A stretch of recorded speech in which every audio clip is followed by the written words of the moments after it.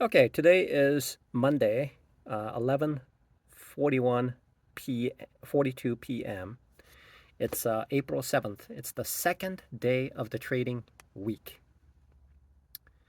And I've noticed something about trading. Okay? I've noticed something about trading.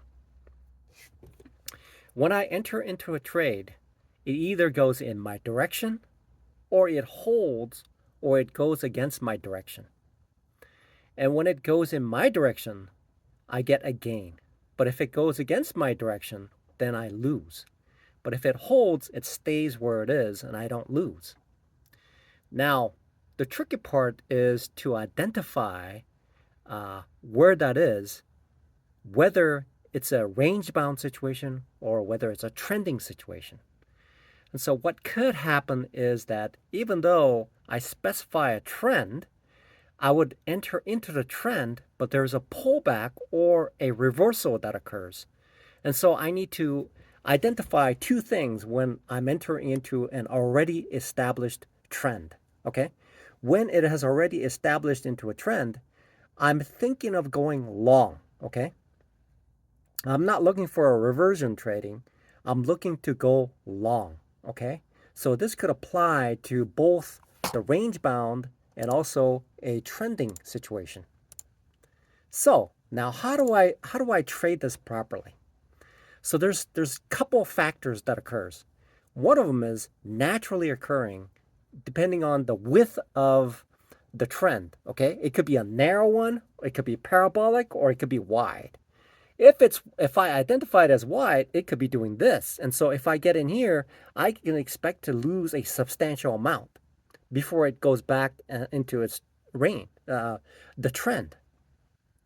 So I have to see that, okay, so there is a specific probability based on the previous behavior of the trend, whether it's going to be narrow, parabolic, or wide. So I look for that on my left side.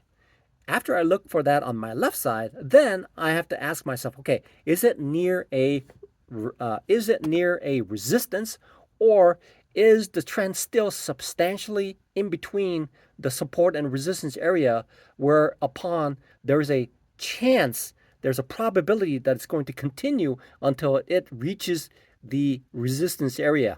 Okay, so those are the two factors that I need to look at. One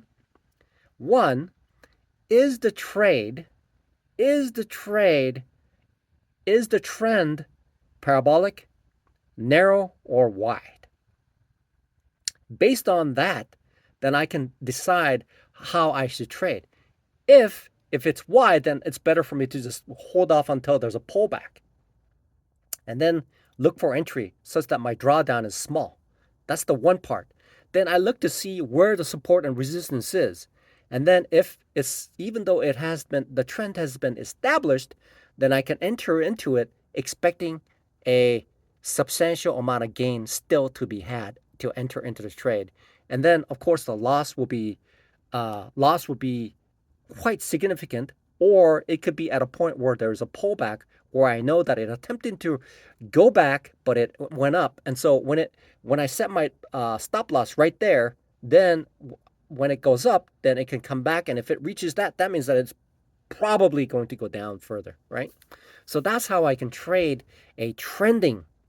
That's how I can trade a trending entry. I can enter into that in a trending kind of a situation. That's how I can enter. Okay. So that's how I can uh, either enter the trade or not enter the trade based on that criteria. Okay, that's for the trending. Now, if I'm looking at a reversion trading, or if I'm looking at a range bound situation, then I do the same thing. Okay, so how wide is it? Okay, and then where is the price in this region? Is it in the support and resistance area? And also, has it established? Usually, what I'm looking for is a reversion trading, because when it's range bound, it's going to go up and down, up and down, and down. And so it's better to wait for that area where it exhibits most of the cases uh, it has to be established, because if it's 80-20, which means that it's going to continue in that range bound situation, then it's going to be 80% of the time it's going to stay in there, but 20% of the time it's going to jump out and then take my it's gonna take my stop loss. And so that's how I can trade. The second part, range bound situation, I identify how wide is it, okay, and where is the price? Have I identified specifically a reversion portion of that area? I only enter in that area to go, and then set my profit target near the resistance area on the other side. So those are the two types that I can trade. So that's the look ahead kind of a thing that I need to do when I'm entering. I was wondering how I have an idea how to trade when something is going sideways, right? I could just wait for it, enter it, and then take some profit on it, because it'll come back to it. I hit it, and it'll go back up. It'll come back to it, and it has been established. But as far as when something is trending like that, I don't have a solid base where I can look at it to see several contact points for me to say, okay, it has been established and most likely it's gonna stay there. But when it's trending like that, it's difficult. I have to tell myself that based on the width of the trend, the entry point, and within where the position of the support and resistance, then I can enter based on that two critical piece of information.